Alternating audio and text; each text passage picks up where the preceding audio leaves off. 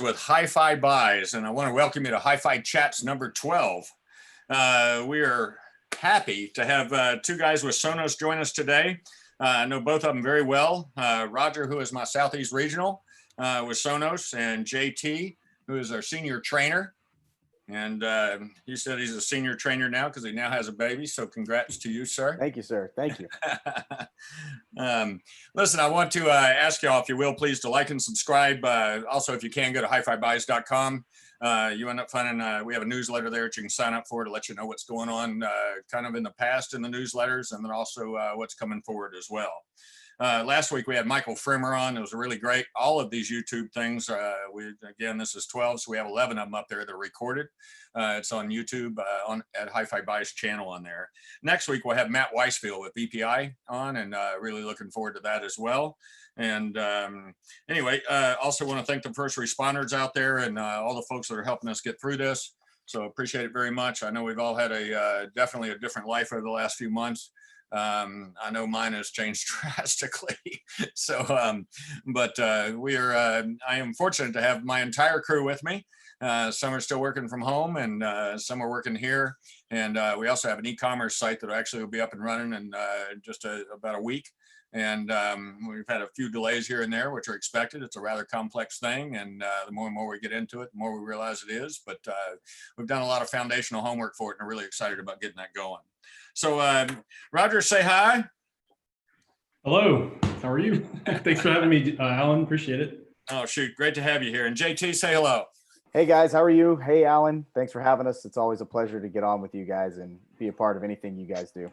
Well, we appreciate that very, very much. So what we're going to do today is we're going to learn a little bit about both these guys, a little bit of their personal lives, and as much as they'll let us get into. and then you end up finding we're going to get into some product and talk about software and a lot of other things that are going on within the Sonos world. There is a lot going on in their world right now. So I know we had 2 of the ARCs delivered today, and I think we've got a guy coming in for a 3rd one. So the product's really, really taking off. But anyway, so let's, are y'all ready to go? Let's do it. Let's rock, yeah. All right, let's do it. All right, so Roger, this is going to be to you, man. Your family, where you grew up. Yeah, so family, I'm married, coming up here in August, actually will be 15 years. I've got Fantastic, 2 kids. Yeah, appreciate it. 2 kids, my son just turned 6 and my daughter's 10. But I'm originally from the area. So I was born in Atlanta, grew up here in the area. My wife is as well.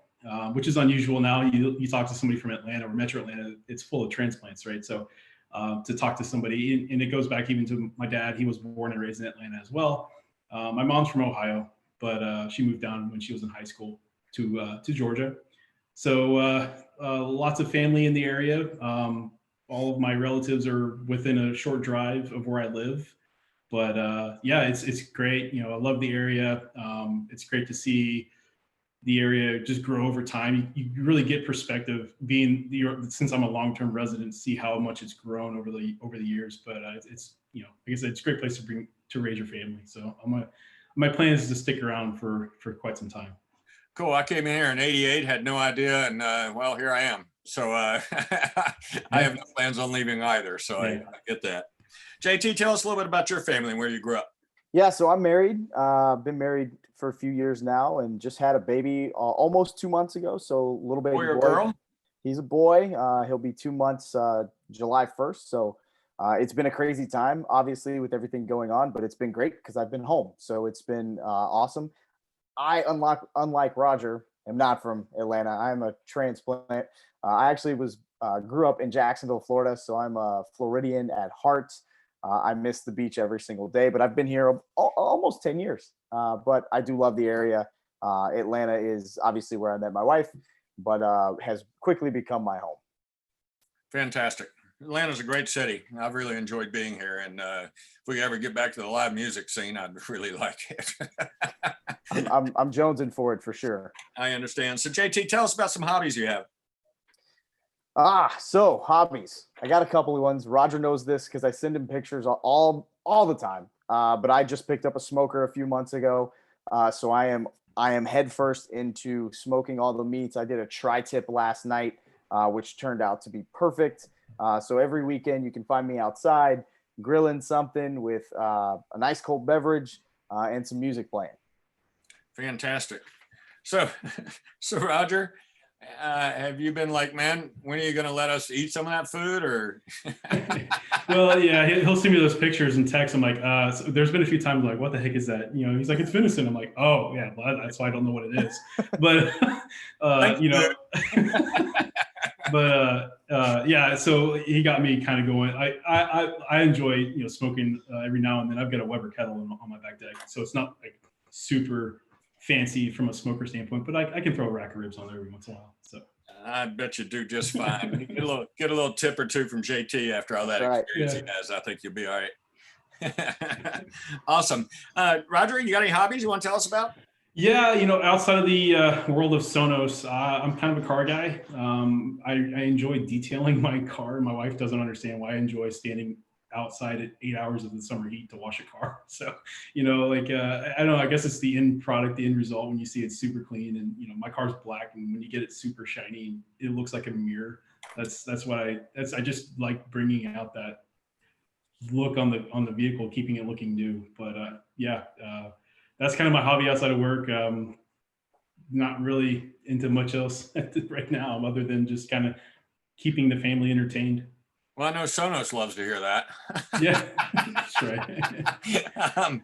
So listen, you know, I actually used to go out and wash my cars and do the same thing. And actually, it was time for me to actually get through some thought and just kind of have time for myself and that kind of thing to do that. And I always found it was really, really good time for me. So I get that. Cutting the grass too is another one. I don't know why. It just, I have my own thoughts when I'm outside for half an hour, 45 minutes. You go in one direction and then the other side by side. You have to. You got to have the perfect lines. Absolutely. All right, fair enough. So if you will, Roger, tell us about life experiences, things that have had an impact on who you are. Obviously being married and having a family, that's probably the number one thing, right? You know, you learn a lot when you're married. You have those life experiences, and it even changes even further when you have your children. My daughter, she's 10, but she's adopted, you know, so we went through that process early on, and Awesome. you know, that brings a brand new perspective into your life, and how things, you know, how you can become a parent in different ways. So yeah, you look back, time has flown by. It's been 10 years. And then we had our son, Connor, he's 6. And, you know, things happen. And like I said, family's really been the biggest thing for me. That's awesome. And thanks for your adoption. I think that's really awesome. That's I appreciate it. It's for you guys to do. And glad you were able to expand your family and that kind of thing as well. So JT, tell us as well, life experiences, things again that have had an impact on who you are. It's a lot. I will say one thing that people always say about me is I love to talk. I will talk to anybody. And growing up, my dad was in the asphalt business. He ran an asphalt company in Florida for about 35 years before he retired. So we used to travel a lot as a child, but I was always stuck in these situations with adults where I was forced to have conversations. And as a young child, most kids don't like to talk. So really, that helped mold me to where I am today. My wife cannot stand when we go places where we don't know anybody, because I'll end up making a friend and having just at a bar or a restaurant, we'll just start talking to people. We went on our honeymoon to Hawaii, and I just started talking to people at the pool, and we made friends the whole time we were there. So my wife kind of hates it, but that's kind of who made me, or what made me who I am today. And really, it's come into play when being able to talk about music. Like I get to do at Sonos. Yep, music drives the world, man. It's amazing how much of an effect it has on all of us, all around us. So let's see, JT, tell us how you got into this business. Man, so this business, I'll start with my parents first. So my mom is a tech junkie. She has been my entire life. We were one of the first people to have a TiVo in the late 90s. Wow. I can remember she was always buying the latest and greatest. So my love for technology in general started from that. But my love for music also started from her as well, with the Beatles and all the stuff that I grew up listening to. From there, coming out of high school, going into college, I decided I love technology, all this other stuff. I'm going to go work at a local retail store. And that's kind of where it started. And then that was in 2006. And here we are in 2020. And I'm still loving the industry of technology and music every single day. So what store did you work for in 2006? I did work for Best Buy, 18-year-old kid, didn't Yep. really know anything. Hey, nothing wrong with that. Nothing But wrong I with that at all. started in the car audio space, kind of learning all of that, and then quickly moved over to home theater and did some other things here and there, which is actually Roger and I ended up meeting that way through further down the road. So Roger and I have known each other for about 10 years now, which is crazy. Amazing how these things go that way. So, Roger, if you will, tell us how you got in the business. Yeah, similar to JT. In college, early, right out of high school, early college years, looking for a job. I was always passionate about music and movies, and so felt like stepping into retail sales was a good way to kind of pay the bills at the time. And but over time, as you learn more about the industry itself and how everything kind of goes together, you used to learn every day, and I found that really I could find a career in my hobby. And I really, fast forward. So I guess that started around 2002, 2003 when I first started in retail sales. I moved into some installation where, pulling wire in the attics and crawl spaces. That was always fun, especially when it's hot, 95 degrees in the Atlanta heat. I remember those days. I don't miss them. But also programming some control system back about 10 years ago, when they're pretty early on in their infancy. So a lot of hair pulling back early in those days. But yeah, so it's just really one of those things where you kind of cover all of your bases, and from the sales aspect to the installation aspect to project management, just kind of everything in that world. Again, just a hobby, and just being able to enjoy what I was doing every single day, going to work, and then obviously now transitioning into Sonos. I've been at Sonos now for about 7 years. So Who did you work at before Sonos? I started at Circuit City, went to Best Buy, did the whole Geek Squad thing at Best Buy for a long time, and then look, we talked about adoption. It was a great company to work for. They taught me a lot. They helped reimburse some of my adoption fees, which was great. So it was a great company to work for. Like I respect that company a lot. And but now I'm enjoying every day. Working for the company I work for today, Sonos. Yep. Something I found from them is Best Buy seems to find some pretty good folks and get them up to a certain level, and then they just move on. And so we've seen an awful lot of folks out there in the world that come from that. And again, I have a lot of respect for a company that puts it out there as Best Buy does. So no worries in that regard. Let's see, Roger, your first time going WoW, as we all have. I still have to think about those, and I don't really know. Like I was just actually looking at the question. I'm like, it's like, for me, I've always been a big movie guy, big movie buff. So I think going to the movie theater and like hearing that surround sound, I think one of the most memorable moments when I just was like, wow, was when Independence Day came out in the theater back in 1996, when the alien ship blew up Washington, D.C. Like you could feel it in your chest. I was like, that was probably my first, like, okay, like that's pretty cool. So yeah, like to me, from a movie standpoint, that's probably my most memorable moment. Awesome. Very good. JT, you? So going off of Roger's point about movies, that was my kind of, not forte, but my first love was movies, watching a ton of them. And growing up in Florida, we went to Universal Studios. I don't know. I feel like once a week at whatever point it was. But learning about the different sides of the movies, and the first time that I really went wow was they used to have an attraction called Twister based on the movie. But the sound system inside of that attraction was just absolutely incredible. Being able to hear things go left to right, the sound staging, the different things coming behind you. That was the first time this was probably around 96 or 97 as well, that I really just I fell in love with the aspect of really great audio when it comes to movies, right? I always tell people you can buy the biggest TV you want, but that's only half of the experience. You got to have that sound to go along with it. And that was the first time for me that it kind of clicked. I always tell everybody it's kind of interesting because, you can have it as I did in my store in 95, had an 11-inch TV with a surround sound system up there. Man, that's massive. That sounded great, but people would sit on the edge of that chair, and so it just kind of proves that the size of the TV is as impressive, and it's what us guys want and that kind of thing. But it's the sound that really hits it home, and Right. it's one of the things that I've always looked for in that. So anyway, great for both of you guys. No wonder you get together so often or so closely, because you have a lot of stuff aligned there. That's really Yeah. awesome. So good for y'all. All right. So JT, if you will, tell us about a particular piece of music or a movie scene, okay, that really moves you, and why, and how'd you find it? So growing up, I mentioned that my mom listened to the Beatles all the time. So I am accustomed to that type of sound. So the first one thing that really draws to me, and this is not a popular Beatles song by any means, but for some reason as a child, I absolutely loved it, and it was Paperback Writer. Oh, wow. No one really talks about that song, but to this day, it just reminds me of car trips with my parents.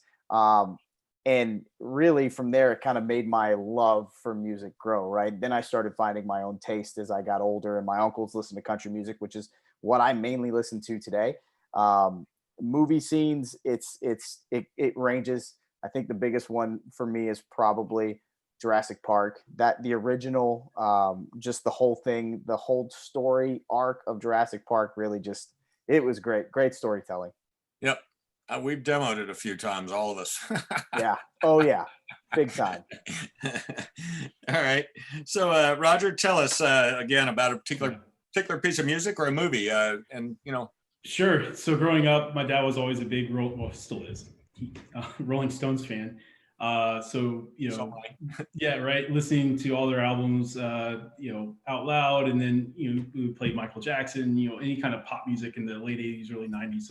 Some bad pop music now, if you look back on it too. But the Rolling Stones really kind of formed my own personal music taste. But I brought it into the '90s when I was growing up, and so my favorite band of all time is actually Stone Temple Pilots. And so my favorite album by them was number 4, which when they were touring for that album, they came through Atlanta. They stopped at the Tabernacle, one of my favorite all-time shows, because not only is it a great venue, but they were probably at their peak in terms of, in my opinion, in terms of their talent level and just the way they played together. Like, to me, like I still today get goosebumps when I listen to that album. So that's pretty cool. Is that because of that experience, I imagine? yeah, I think so. And I was introduced to the band right when they came out. Well, they've been around since the late '80s, but when they became popular, the early '90s, like '92, '93 timeframe, like that's when I started getting hooked. And by the late '90s, like that album was just kind of for me, it was kind of the complete package. Awesome. That's great. So, Roger, tell us who is or are your mentors in business and life? Experience. I mean, honestly, like it's one of those things where I learn every day, and I look back 10 years ago, I'm like, dang, why did I do that? It's like, so really it's the facts of life, and it's just my lifetime experience, working with my parents and my in-laws and my wife, and everybody's just kind of, learning from my kids even, so I think that's really where I kind of focus in terms of my life experiences, just actual life experience. So. Awesome. That's great. JT? Yeah. So I thought about this question a lot because I saw it on the sheet, and really had to think, because no one's ever really asked me before. But first and foremost, it's going to be my dad, seeing how hard he worked to provide for our family growing up. That's one. But also, this one is kind of cliche, but my high school wrestling coach, still one of my great friends to this day, and kind of, along with my parents, really helped shape who I am in terms of my work ethic. I grew up wrestling, and it's one of the hardest sports around. So those two guys for sure are some of my biggest mentors. Fantastic, guys. It's I think back through my I think 37 years ago was when I walked into an audio store, and 2 days later I worked for it. And the first person I met that day was a mentor to me, and I have so many people around me right now that I look to them all as mentors, because I've learned something from all of them, and Yeah. what we're supposed to do is learn from folks. Totally. So, and I love the life experiences thing too. That's I agree with you. If I look back 10 years, I would go, what in the world was I thinking about a thing or two? So anyway, that's pretty great. All right, guys, let's do a little housekeeping break, and then we're going to get into a little bit about how you guys got to Sonos and that kind of thing as well. And then we're, again, going to get into a little bit of product. So if y'all will, please, folks out there, if you will like and subscribe, You'll see the little place on your screen to do so. Also, we're going to have a Q&A at the end of this. So any of y'all have any questions or anything, Chris, if you will, put that up there for the people to be able to fill out a question. We love questions. I know these guys do, and we will try and get all of them answered. Also, if you don't mind going to HiFiBuys.com, where you can sign up on our newsletter to find out what's going on. So like something we're going to talk about in a little bit, there's a new product they have out. Those will be announced in the new newsletters. And if there's any specials that occasionally they've had, we also will be putting those out in the newsletters as well. And last week we had Michael Frimmer on here, who's kind of a Mr. Analog in the world. And next week we'll have Matt Weisfield with VPI. So we said that should be a very interesting conversation as well. So again, this is Hi-Fi Chats number 12. We have Roger and JT with Sonos. And guys, so what I want to do is find out, JT, your path to Sonos. Tell us about it. I'm actually going to let Roger handle this one first because it has a great tie-in together. Okay. Yeah, so it's a good question. So we talked about my retail sales experience. So back in 2005, Sonos was the newcomer. It was one of the new audio products that was available and that I could sell.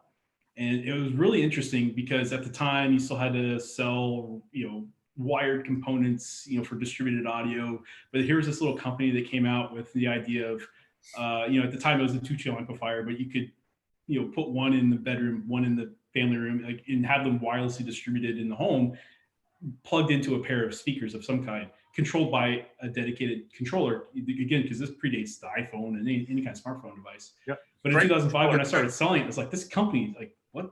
Sonos, like, I got to learn more about this company. And so as time progressed and they came out with new products, at first it was the ZP100, which is the original amplifier. And then the ZP80 came out, which is the original Connect. And things progressed, and you could start turning on alarms for your, for waking up or playing music. You could start. At first, it was playing back your catalog music from a NAS drive or from a computer. Then we started adding in streaming like Rhapsody and Pandora and SiriusXM. Like as things started happening, like it became more and more popular, and people started recognizing the fact that actually this is a pretty cool product. It's really easy to set up. I don't know. So at that point, I was hooked, and so from 2005 on, anytime I had the opportunity to help a customer with the solution that wanted music in their home, it was Sonos. And even fast forward a few years after that, it's like, now I'm doing the install. Now I'm also recommending Sonos because I'm doing the installation and I want it to be easy. So it's Sonos. But then came along in 2013 when I had an opportunity to apply for a job at Sonos. So I was lucky, fortunate enough to get the job. I guess I thought I did a decent job on the interview. But so here I am since then, almost 7 years later. My first day at Sonos was actually the launch of the Play One. And if any Sonos fans are out there, you remember the Play One was our first mini but mighty speaker, the compact speaker that was $199. It was our cheapest product to date ever. But looking back on it, it was probably, now it's one of the most popular selling Sonos speakers ever. Yep. So it really lowered the price of admission to get into the Sonos ecosystem. But that was my first day. It was kind of a crazy whirlwind when you think about that.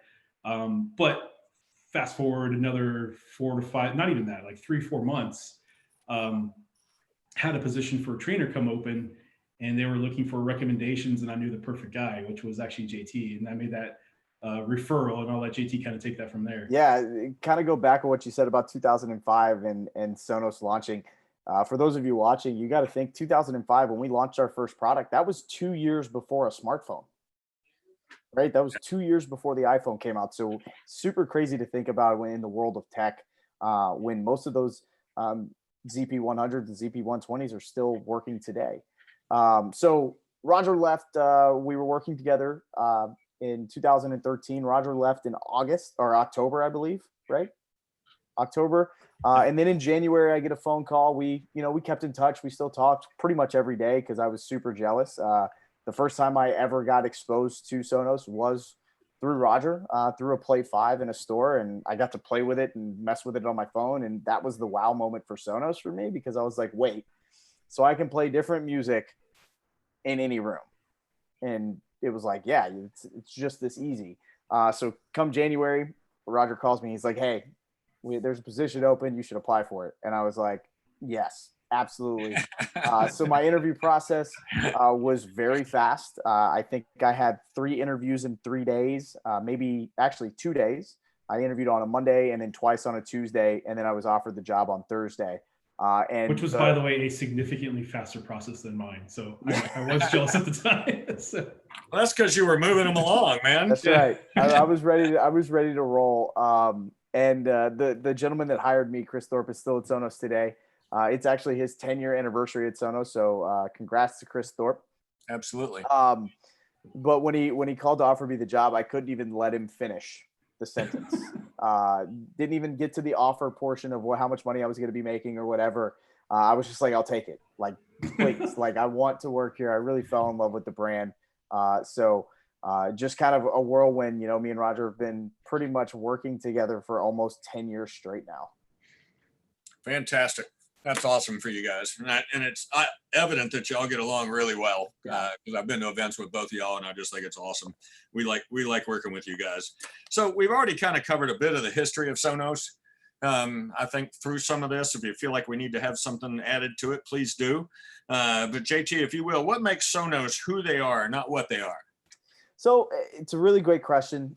Thinking about, you know, where we started from and what our passions were, right? When you think about our four founders, when they got together, they had one common denominator, and that was music, their love of music and being able to listen out loud.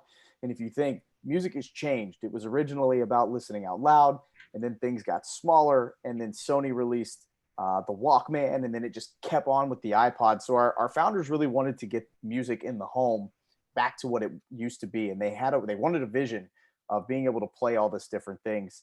So it's really the experience makes us who we are and not what we are. It's being able to provide things for clients, whether it's music or TV sound throughout the home simultaneously, being able to have each individual person in that home listen to what they want to listen to and not be, bogged down, by my wife would say, by my country music, because she doesn't like country music. So she gets to listen to what she wants and I get to listen to what I want. And it's really about bringing people together more than anything else. Music does that. And we try to do that here at Sonos.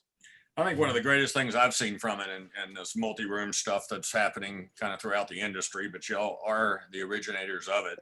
And that is when you can get a whole house doing kind of the same song and it's just music just kind of floating. There is nothing that probably makes as big of a change on a home as that. Right. And makes also cleaning the house a lot more easy, I guess, easier, productive. And you gotta have music in the background. So are you telling us that's your duty at home? Is the No. I'm just saying I'm just curious. When I do have to clean the house. Sorry. I do all mine. Same. All right. So let's see, JT, if you will, how have your products evolved as the world has evolved, and how did that kind of portray into such a large group of loyal customers? Yeah, so I mentioned back in 2005, we launched our first product, and I did mention 2 years before an iPhone. And we had this really great controller. You could get it wet. It had a click wheel. It was great. It was awesome. It was so great. But then things started changing in the world of tech. The iPhone came out. Android quickly followed. And then you started seeing this abundance of apps. And so we quickly shifted towards a Sonos app that launched in 2008, I believe, Roger, 2007, somewhere in there. Well, the iPhone launched in 2007, so I'm thinking the app debuted around 2009 or 2010, just with iOS store. Okay. I don't remember. Somewhere specifically. Between 2007 and 2010, the app. And then those remotes were selling for ungodly dollars. Oh my gosh. Well, that's the thing, right? So it lowered the cost of getting into a Sonos ecosystem when you don't need to pay $400 for a dedicated controller. So when you think about the world of streaming, right? Well, like it just changed. Pandora was a new thing that was free and anybody could do it. And then along came all the other big partners and Spotify and really took a big hold of everything. And people were getting music. Excuse me, was Pandora y'all's first? TuneIn, I believe, was the first. Okay. And then the first premium internet was Rhapsody. Yeah. Okay. Yeah. Rhapsody was a big one too. I completely forgot about that one. But they have long storied history. Yes, they do. When you think about the world of streaming and how it's evolved since 2007, we've kind of been along with that. And it helped really gather a lot of different clients and really loyal clients because we were able to keep things updated. So for those of you who are unaware, if you took a Sonos product apart, it's a computer. It is a supercomputer inside. So we're able to do a lot of different things via software, change EQs, make things last longer, especially in the world of tech, right? You think about cell phones aren't meant to last 10 years, where we've been able to do that with a lot of our products. And really, it's not just about buying one, it's about buying multiple, right? Being able to have that aha moment of different rooms, but really be able to make them better over time as well. Hmm. Well, I think loyalty as well, is a big part of it. I think that kind of once you start down that road and you get people comfortable with an app, one of the hardest problems we have is trying to get somebody to go from one ecosystem to another Yeah. ecosystem because of the app change. And no matter what app you go to, I don't care, it's always harder to operate when you go to Mhm. something new. So it Always. looks like October 2008 was when we debuted the All right, I app was for right. the I iPhone was right and the first. iPod Touch. And then we came Ooh. out with one later for an Android device. So Great. Great job on the research there. yeah, Awesome. no worries. Thank you, me. sir. Google. Google's our friend. I guess we've all been sitting in front of our computers too long. So, all right, Roger, let's talk about the product categories you guys cover. Tell us about it. Yeah, so we kind of break our products down into three different primary categories. We have our all-in-one category, which is when you think about all-in-one speakers, it's all you need to get an instant audio zone. So it could be something like a Sonos One or a Sonos Move, which we'll talk a little bit about here a little bit later, but Yep. that is an all-in-one category. So we've got a few of those. So we've got currently we have the Sonos One, Sonos One SL, the Sonos Move, and the Sonos 5. Then we also have our home theater category, which is our soundbars primarily. We've got the brand new Sonos ARC, which we're really excited to talk about here in a few minutes. The Sonos Beam, which is very popular. And then the Playbar, which was replaced by ARC replaced Playbar, the other way around there. So Playbar came out in 2013, which was our first foray into the home theater category. And then, of course, Playbase. So we talk about all-in-one, we have home theater. And then the last one is more architectural audio. And architectural audio contains a couple different components. We have the Sonos amp and the Sonos port, which are the Sonos players. But what we also have, which a lot of people maybe don't even realize, is we do have our own line of architectural speakers. We have an in-wall, an in-ceiling, and an outdoor speaker, which are optimized to work with the Sonos amp. And we came out with those about a year ago. But the idea is now you can sell a complete Sonos solution or buy a Sonos solution as a customer that not only is the amp a Sonos amp, but now the speaker in the ceiling is also a Sonos speaker. We've got a great collaboration with the company called Sonance that helped us design the speaker, but we made sure it had our sound profile. It was using materials that were selected by us. And then of course, what's really cool about it is it gives you the ability to custom tune the speaker using a software feature that we have called TruePlay. So if you have speakers in the ceiling or in the wall, now you can actually calibrate the sound with the microphone in your iPhone or iOS device, which is really cool. But those are really kind of the main categories. And what's really nice about Sonos is all of the categories work together. So that's the beauty of the Sonos ecosystem is, you can have your all-in-one speaker maybe in the master bathroom.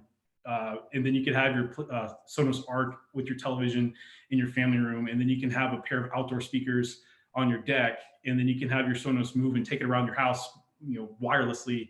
And they all work together in the same app, the Sonos app, which is kind of the beauty of Sonos. Well, I love the Move, how it's capable of being a part of the system and then can go outside of that and be on Bluetooth as well. That's pretty cool. Yeah, absolutely. Obviously, y'all have been beat over the head with, I don't know how many emails probably over getting a product like that out. It was the number one, I think it was the number one requested device up until we actually launched it. So for sure. I know it was for us. So really exciting as you had talked about the Playbar had come out in 2013. One of the things that I know companies that, I bet I can name soundbar companies that have a new one out every 6 months. And you guys have been about 7 years. Yeah. So I tell you, you've probably done a little homework and a little research on a new product called ARC. Did I get that right? Yeah, it's called Sonos ARC. So for those techies out there that know about audio return channel, take that hat off, right? Yes. Think about ARC, like sounds arcing over your head. That's the naming thought process behind the name of Sonos ARC, because it's actually using our first attempt at 3D audio with Dolby Atmos. And so that's where the name comes into play. But yeah, you're right. Playbar, gosh, Playbar is the #1 selling soundbar of all time. It's been out for 7 years, but what's great about Sonos is over time we've added free software updates, and the product's actually gotten better.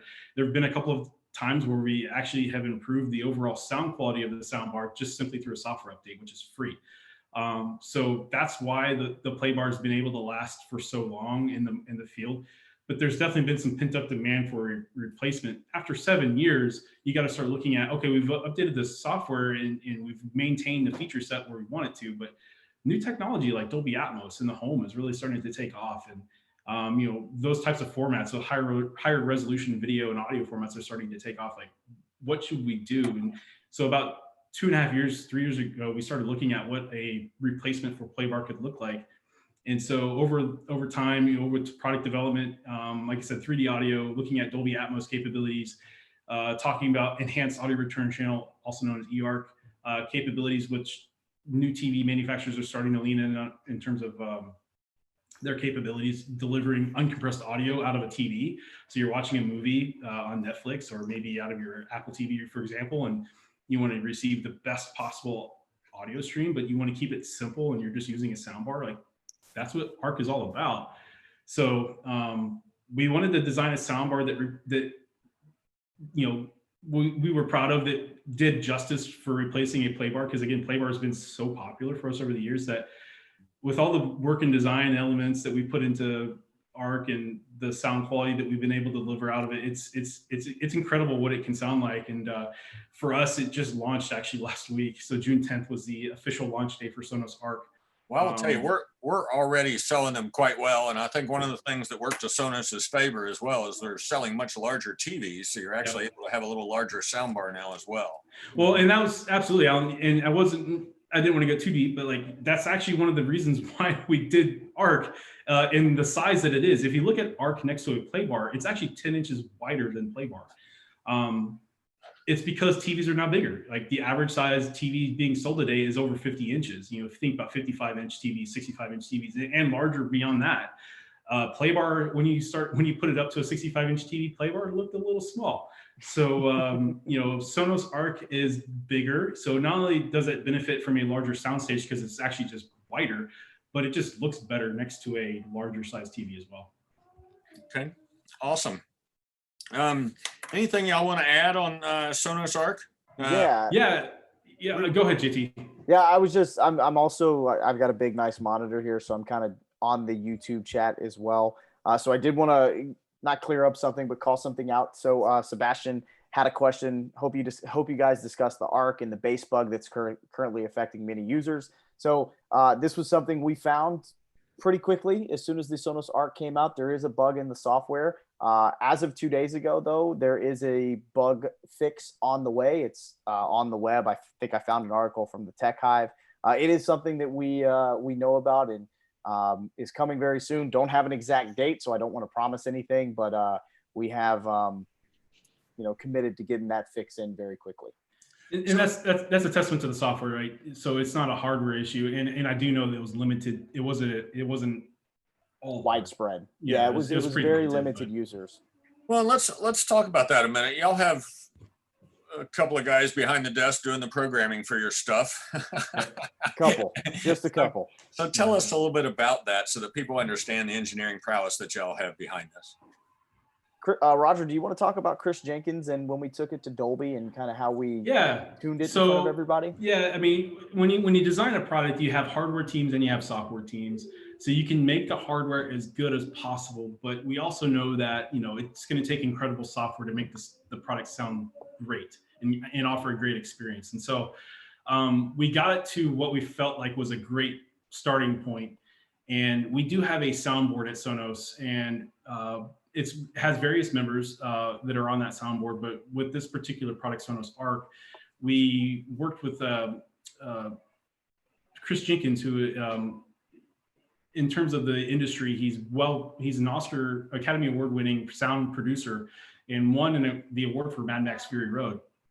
And if you want to read up a little bit about this, actually, we just put a new article on our Sonos blog, I think today, talking a little bit about that. But he was we worked with him very closely. Like the whole idea with working with our soundboard is we make a product, we adjust the software to what they think their mixing, their music, their movies should sound like in life in somebody's home.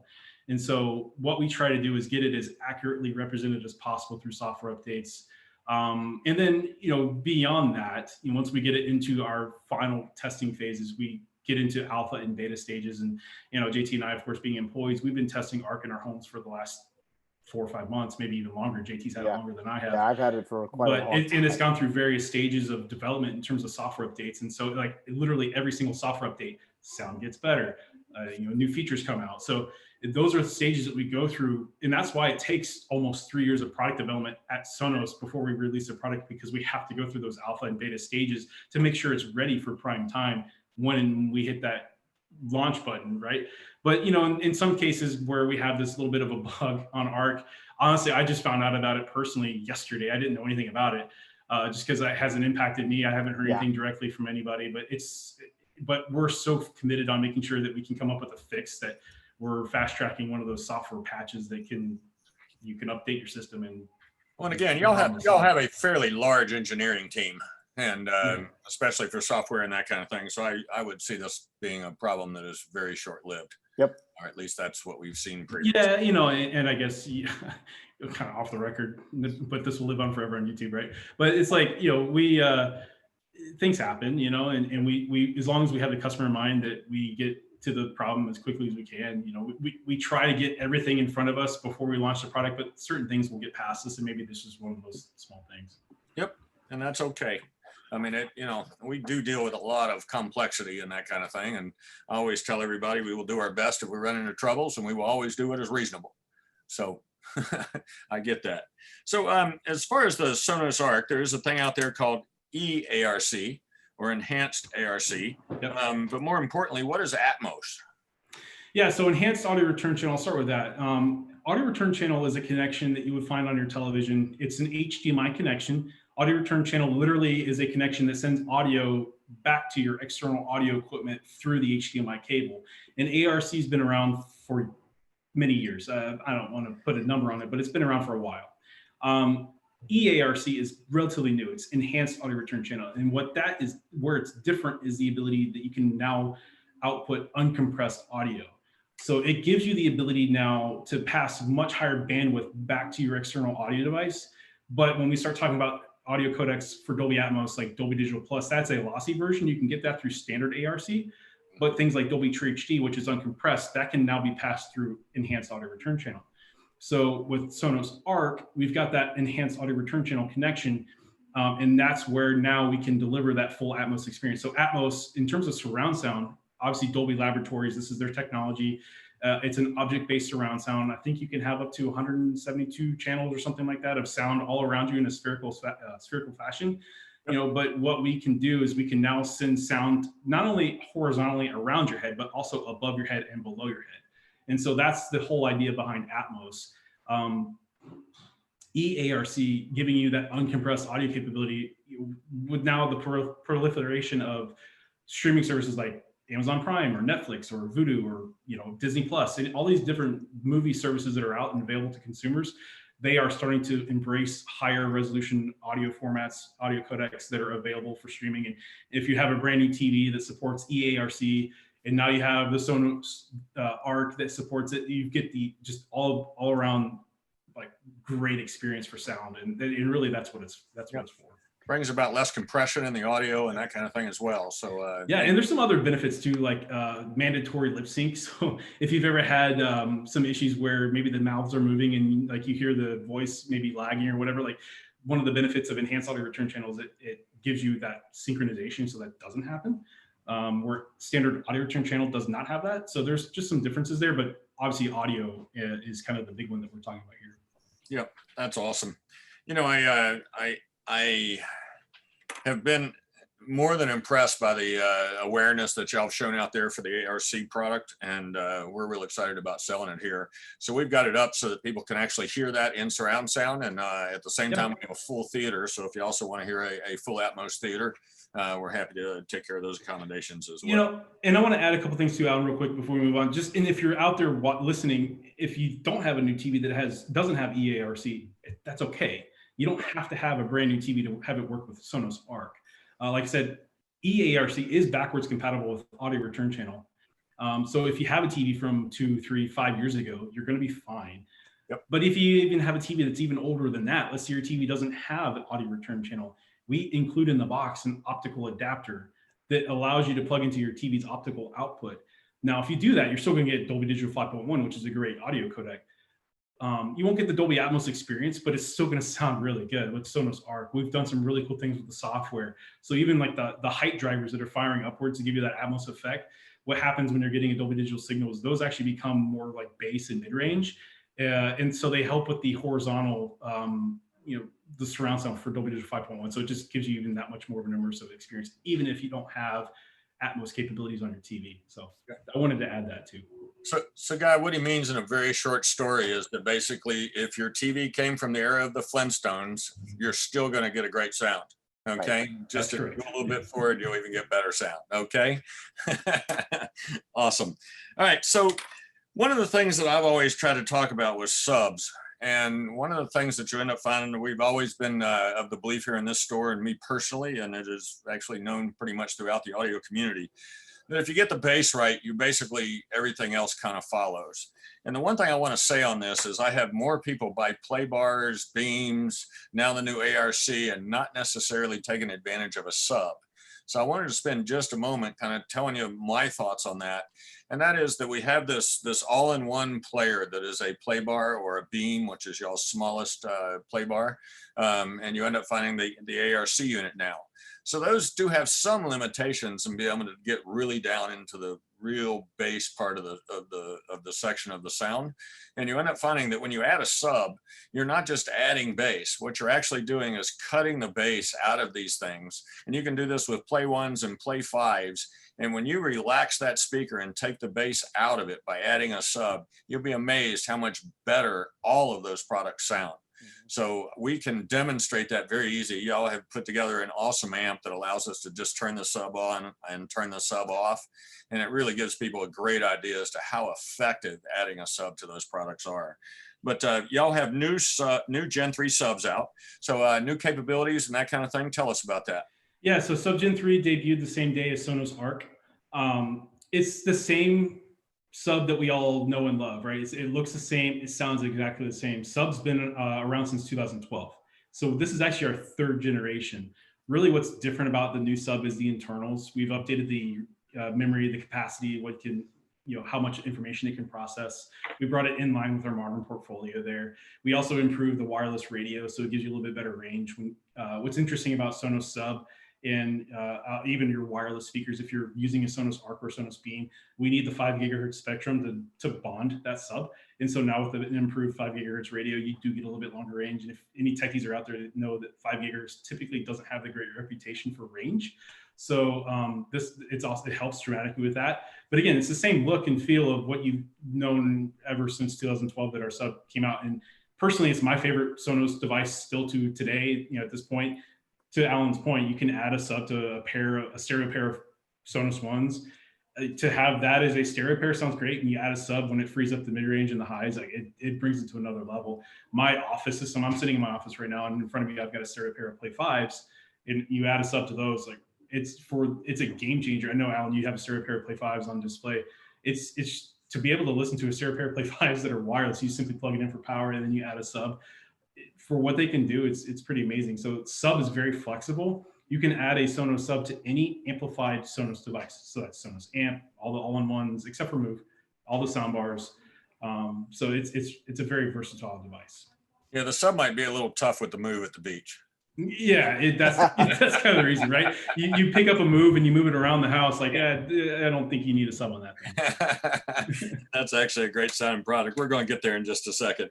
But anyway, so what you're kind of saying is that the new ARC and the new Play 5s and the new Sub-Gen 3s and that kind of thing are all kind of getting on this software capable kind of arena, so that y'all have many years from this point to be able to take them forward together. Yeah. Correct? And so you think about earlier in the conversation, you look at some of the early players from Sonos. We've been able to keep those up to date up until now, right? Just recently.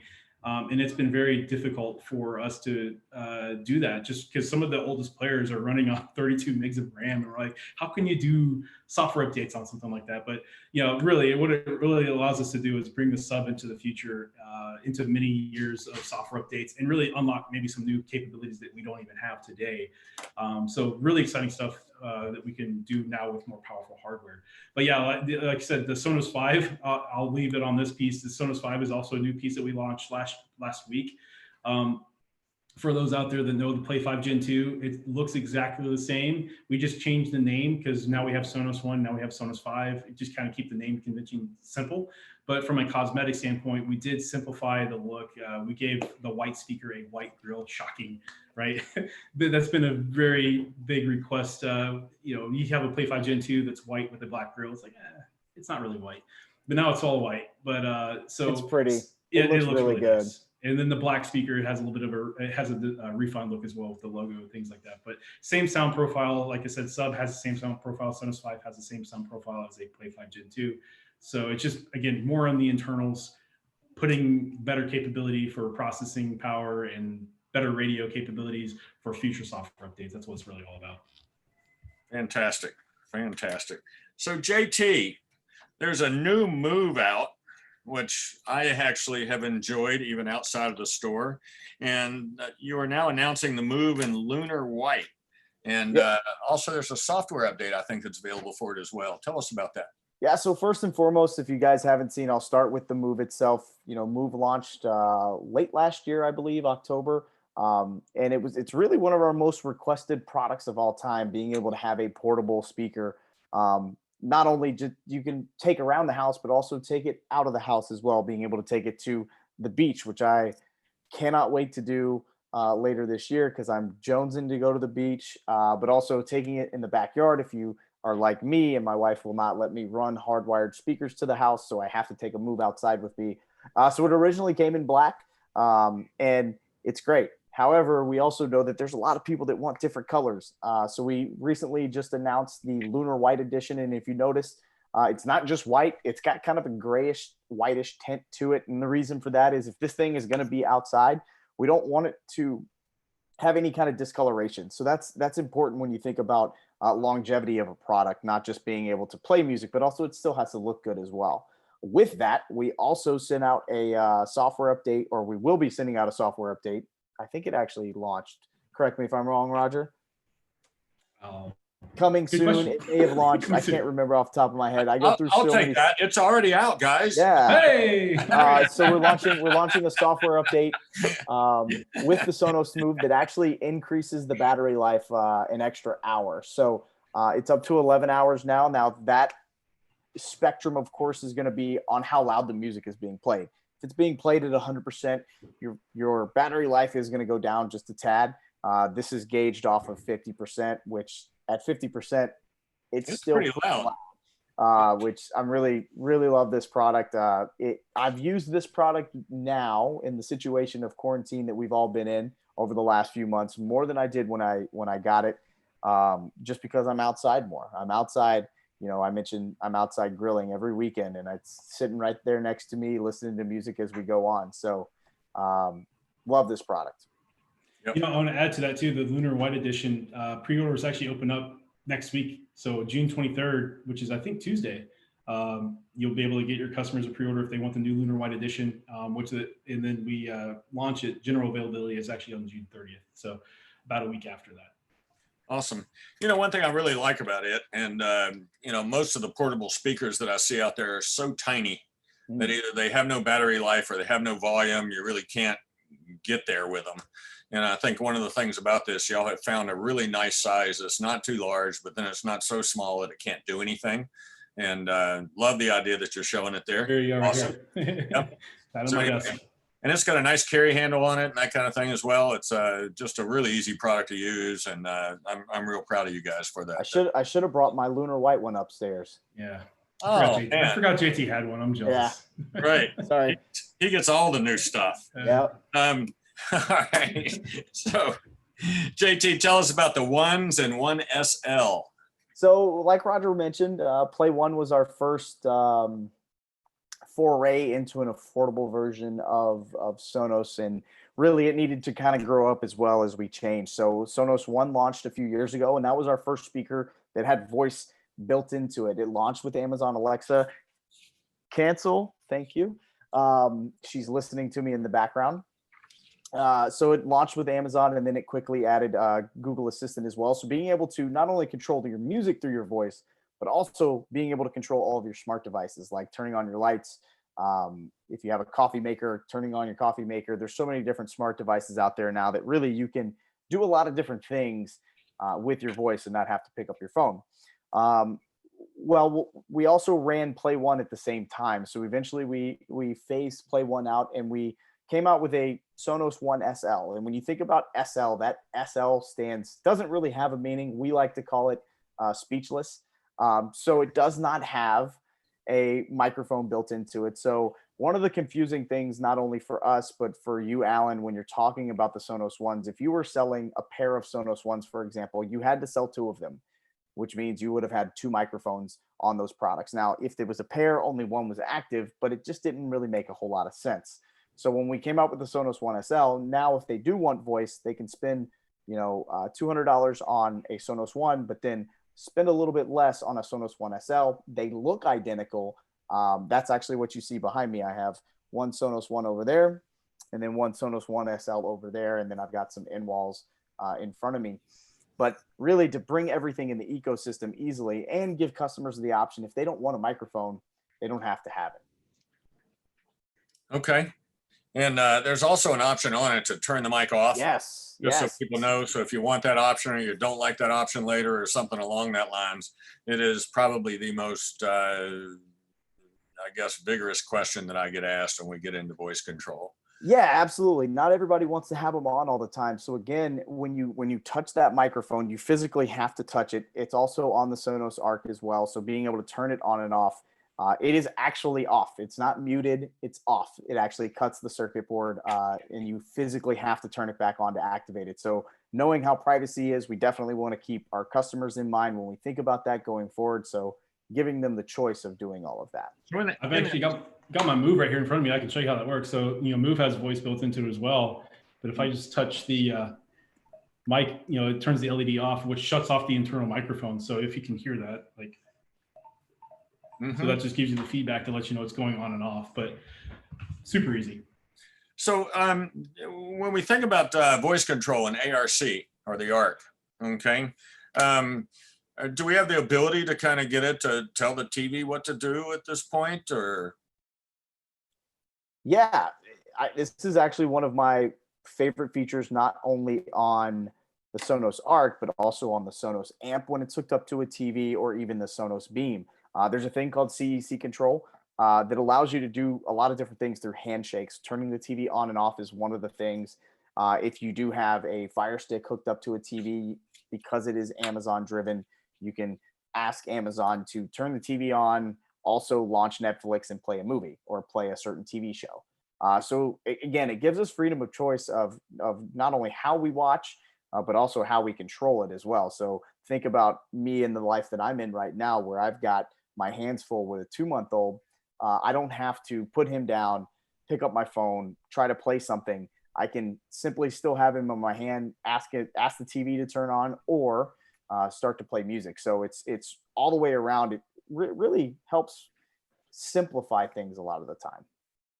That's awesome. Yeah, I think Sony, obviously they're Android powered most of their TVs, so they have Google skills. You could use Google to turn the TV on and off, and it just depends on the TV manufacturer. But if they have an Amazon skill or a Google skill, you can add those to your smart home devices, if you will, and have voice control that, and the voice in like JT said, either the Beam or the ARC can actually make that happen, which is kind of neat.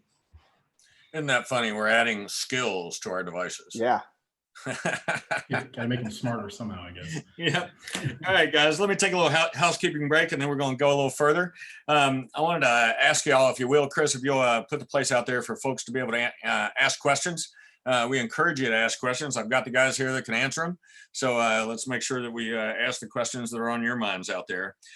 Would ask y'all to like and subscribe, as well as go to HiFiBuys.com and sign up for our newsletter. We'll keep you in touch with what's going on, not only in the past, but also in the future. Also, last week we had Michael Frimmer here. That also is up on YouTube. All of the previous HiFi chats are up on YouTube. And next week we have Matt Weisfield with VPI. But this week we've got Roger and JT, both of Sonos. And you guys obviously know your stuff. It's great for y'all not to have 95 products like a lot of people do to have to understand and work with. So it allows you to actually get in depth with the products that you have. And it's something that I really like about what y'all do. So before we go any further in the product range, tell me kind of what sets Sonos apart from the crowd of products in the streaming world. Because boy, there are a bunch of them. You want me to take that, Roger? I'll take it. Yeah, so there's a lot of products, and there's a lot of great products out there. First and foremost, we kind of help pioneer this vision of streaming service or streaming products inside the home, and being able to really use that software that we talked about and the engineering to make things a little bit better over time. So that's one thing. One of the things that I'm very proud of when it comes to Sonos, when we design a product, we design it from the ground up. Roger has a great background of our anechoic chamber, which we have two of them, one in Boston, one in Santa Barbara, and they're identical. So there it is. Every product, whether it's a Sonos One all the way up to the Sonos ARC, goes inside this chamber and really helps get. That's where it gets its sound. So I just have a cone head. I can't get over that cone head thing. That's really where we get our pride for me, right? Like thinking about, we designed this product from the ground up, everything from the drivers, the amplifiers, the cabinets, how we develop things, thinking about the Sonos ARC. If you look at it, the grill is one piece. So we actually had to create a machine that helped us stretch that grill and place it on the Sonos ARC. That machine didn't even exist. So the engineering feats that we do to create our products is something I'm very, very proud of. That's awesome. Y'all do a tremendous amount of work with, I don't know, I guess I don't have my words with me, but seeing how like the new ARC and that kind of thing, and you have a lot of tubes and that kind of thing with drivers inside of them that are basically using the amplification of a tube to be able to kind of get more sound out of it and that kind of thing. And it's pretty impressive when you look at the complexity. Do you have a picture of that with the drivers and that kind of thing in it that you might be able to share with everybody? Yeah. Just so happens. I do. I've got one of the Sonos ARC, so I'll show that one. Okay. You guys, this is pretty cool. So I'm going to make my screen a little bit bigger here. So if you look inside the Sonos ARC, you've got 8 elliptical woofers, then you've got 3 tweeters, and then of course you see your upward firing drivers that give you that Atmos. And one of the things about ARC, and not only ARC, but Beam does this as well. Playbar did it. Talking about phased array, and phased array, if you're not aware, what it does is it helps direct sound. So if you take a look at these side firing drivers, for example, if something goes left to right on the screen, that side firing driver, obviously on the right hand side, is going to play that sound. But the one on the left hand side is actually creating a negative sound, which helps enhance what you're looking at. So think about Top Gun going left to right on the screen. That plane goes over you. It's really help creating that negative effect to give you a bigger soundstage than it actually is. That's really cool.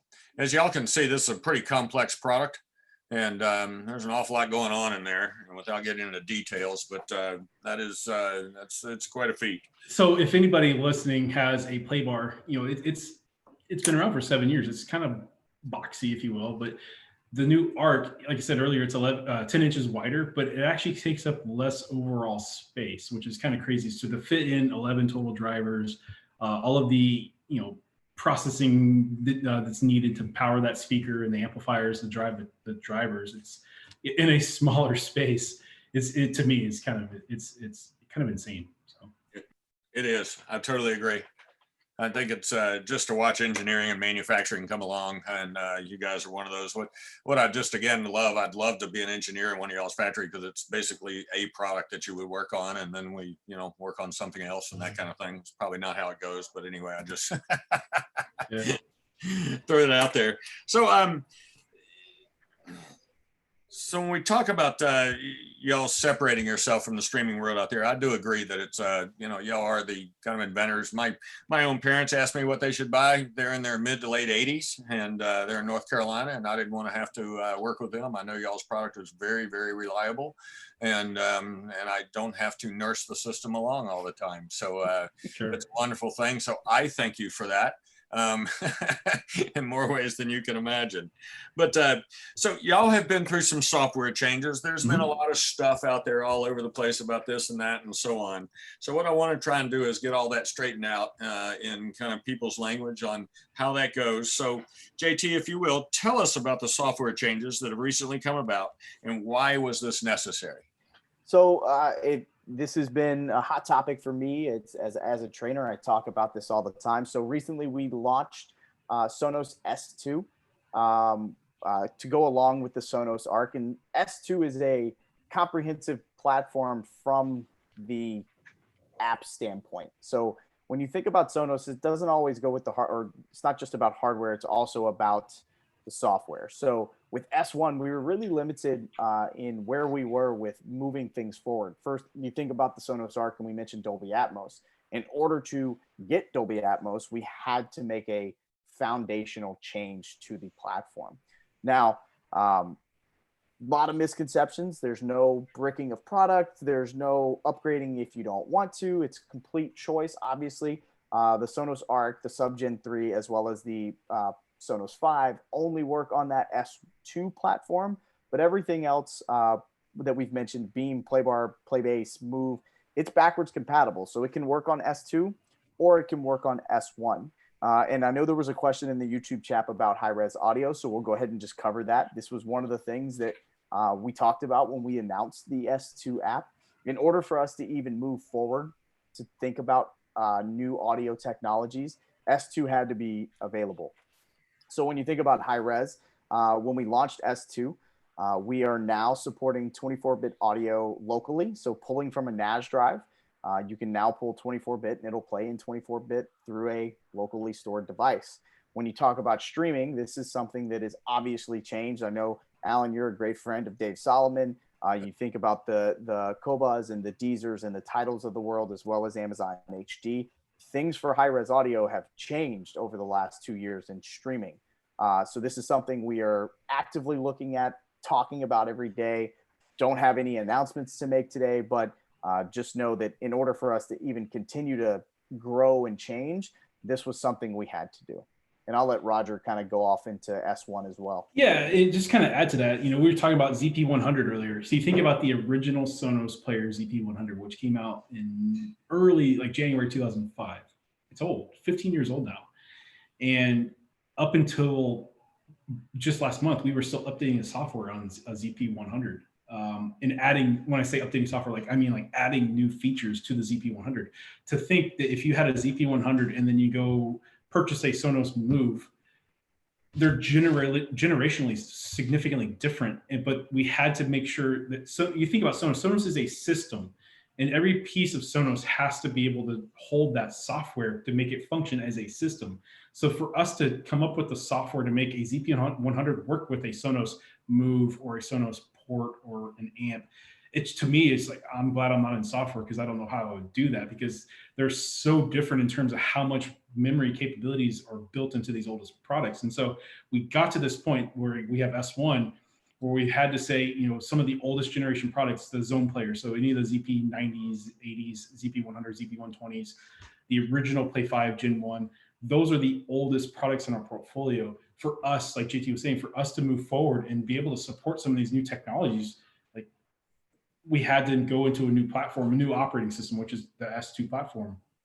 But that doesn't mean that the oldest products are going to stop working. And that's why we have the S1 that's going to live on. We're going to continue updating bugs and security patches and You know, those products that are 15 years old are still going to get updates in the sense of like bug fixes, but they just won't simply receive any new software features. They won't work with the newest products like ARC and anything beyond ARC. Well, that's one of the things I wanted to kind of comment on is, you know, there's been a little bit of negative thought, and I just, in my opinion, it's without understanding why this was necessary.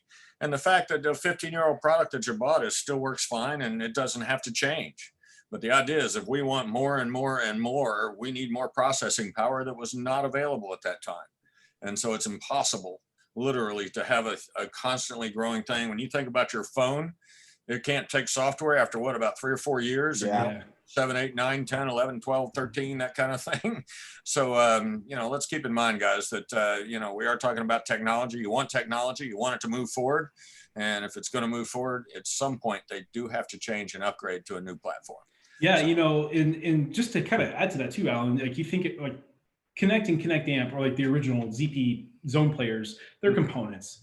But even when you start getting into the Play 5 Gen 1, it's a speaker. So for a lot of people, it's kind of confusing. Like, well, it's a speaker, it should play music. I have a pair of speakers that are 40 years old. They should continue to play music.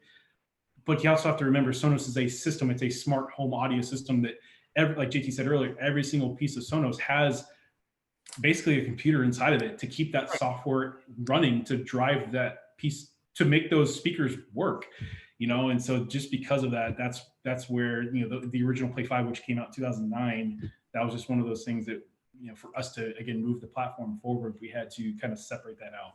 It's hard to believe it's been that long. I know. Hard to believe. All right. So do y'all have anything you want to add to the software and kind of why that was done and where we are with it? I think you covered it pretty well. So I'll just tell you, for anybody out there that's listening, if you have all of your Sonos products in your home, you may get an in-app notification telling you about the S2 update. Look, this has been one of those things where our software teams had some restless nights for the last couple of years trying to figure out how to make this as seamless as possible. And that's the thing, like, we wanted to make sure that this was easy, an easy transition. And so there's in-app, it's a wizard, so to speak, that kind of walks you through the process, and it will actually test your hardware that you have in your home to make sure that you are capable of moving to S2. And it gives you all kinds of direction. Like it's so simple to make that transition into S2. And the beautiful thing is, even though you're downloading a brand new app, all of your playlists, all of your music services, all of your Sonos favorites, they all port over to the new app automatically. So there's nothing that you're going to lose. If you're a customer that has one of those older products like the Play 5 Gen 1, why don't you go to HiFi Buys and do the trade-up program? Because that's why we have the trade-up program. You can get into the newer products like the new Sonos 5 at a discount, and that way you can make sure that your system is up to date to S2. You can have that single app experience, because honestly, like, being able to have, you can technically continue using the Play 5 Gen 1 with the S1 app and then maybe purchase an ARC and have the S2 app, but you have two apps, and that doesn't really make a lot of sense. You can certainly do that if you want.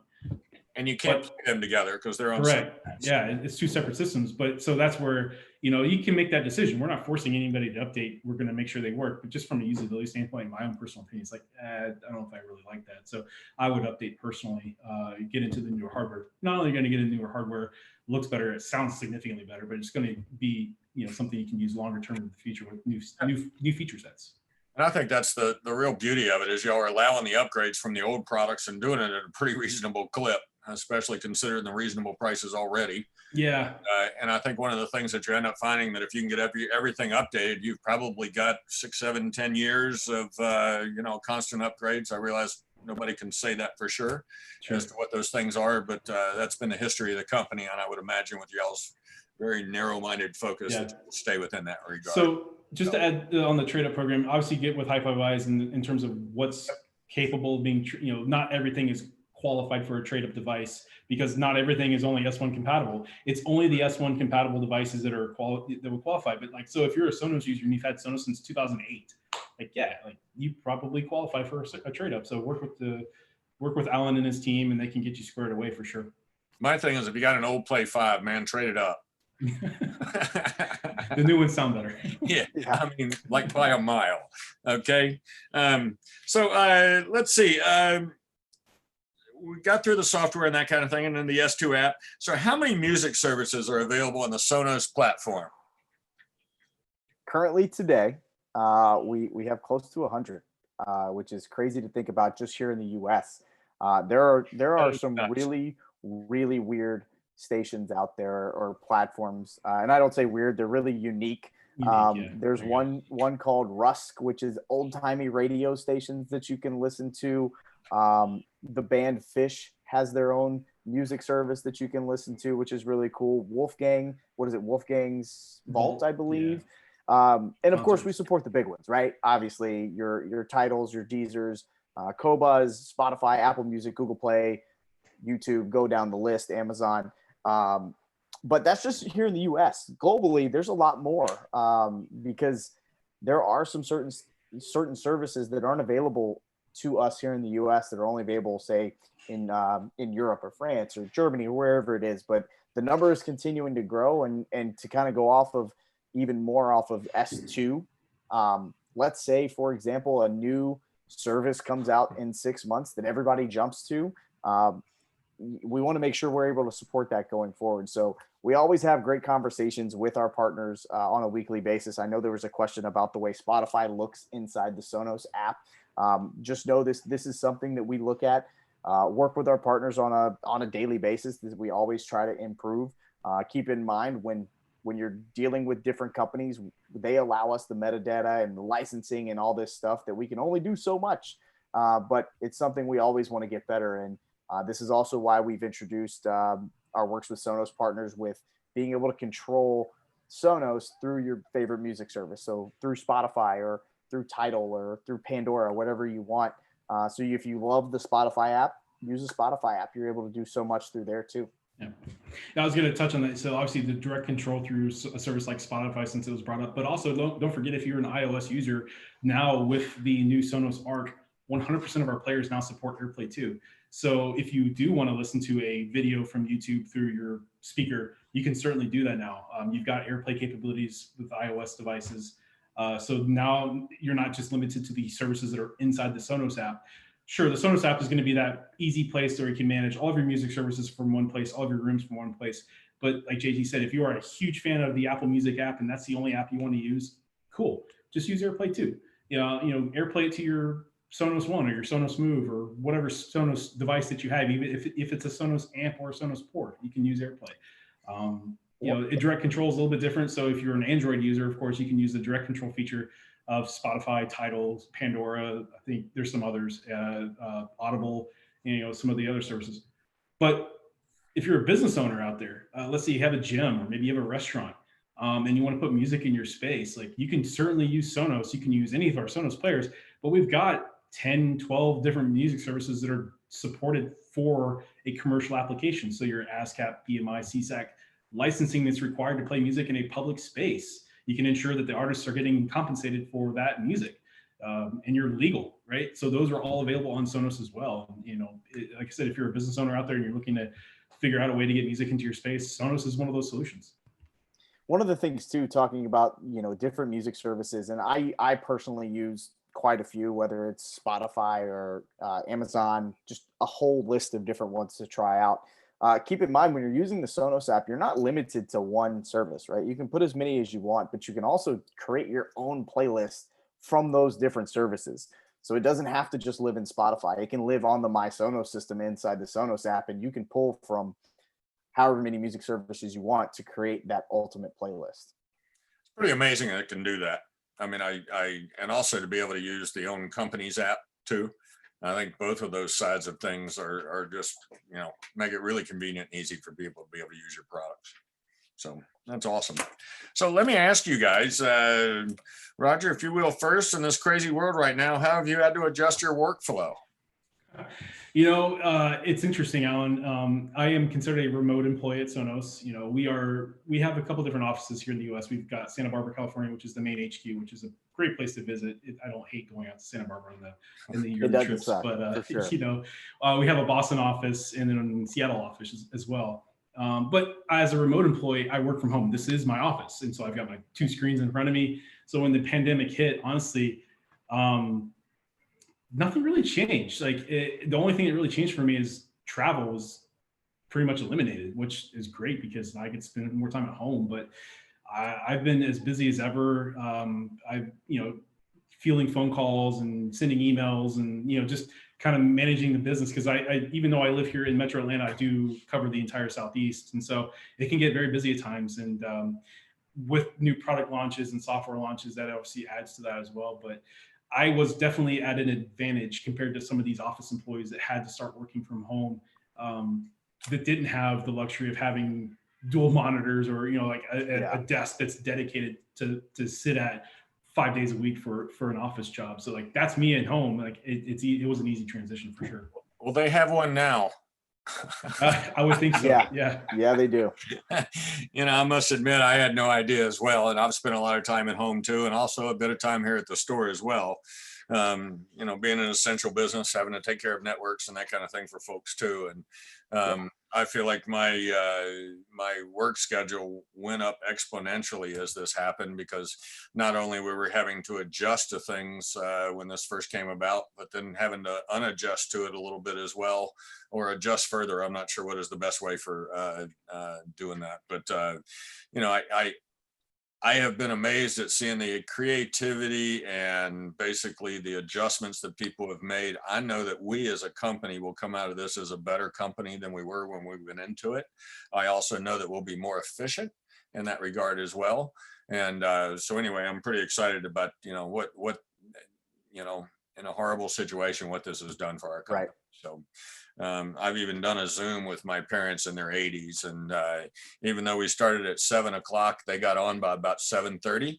And with a lot of help from different phone calls from the nieces and nephews and so on and so forth. So anyway, so that's pretty cool. JT, you want to tell us a little bit of you?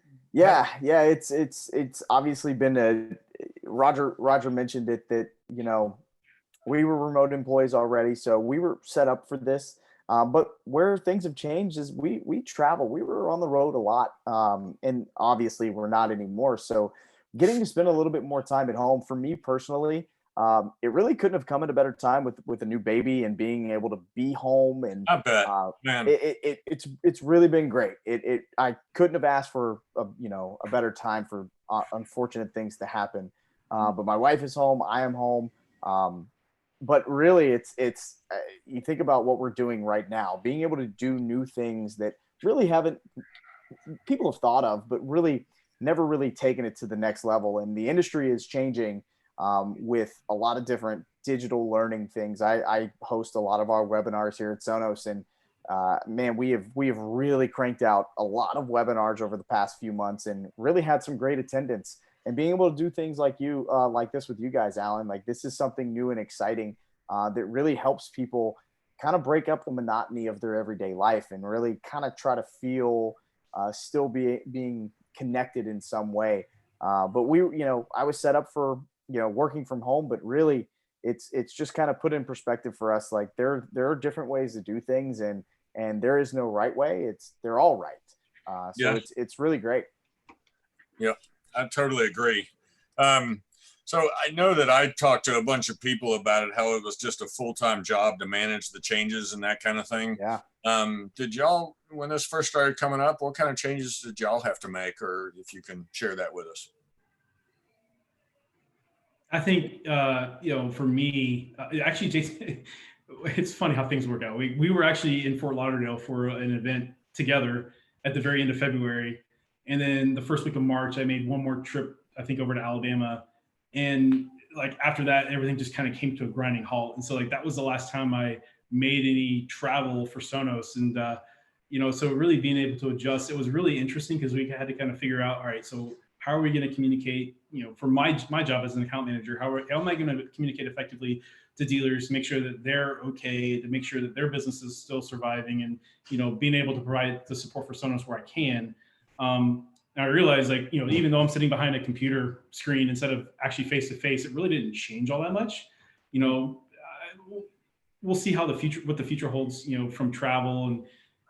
And like I said, I've been busier than ever, and I feel like I'm touching more people now. Getting in touch with more people now than I was able to in the past. If I travel, gosh, to me, traveling, spending 80 nights in a hotel, that's a lot. That's how many nights I had in a hotel last year. I mean, I know people travel more than that, but like, to me, that's a lot. And being able to not have to do that, haven't had to spend the night in a hotel since early March, like it's actually been kind of nice. But, I know that'll come back probably sooner than later. I miss the points. I miss the hotel points. That's what I miss. Well, I would agree that it has been the changes out there. I didn't really think about you having a young child and how much blessed you would be by that, for you and your wife to be home with your young man. And and I think we're going to have a whole bunch of COVID babies coming out probably November, December, January, right? That's right. So anyway, I've already heard of a few announcements as well through friends and that kind of thing. So anyway, I'm glad everybody's staying busy. But listen, I want to thank you guys. And JT, thank you so much for getting all the questions out there kind of as we were going through all this.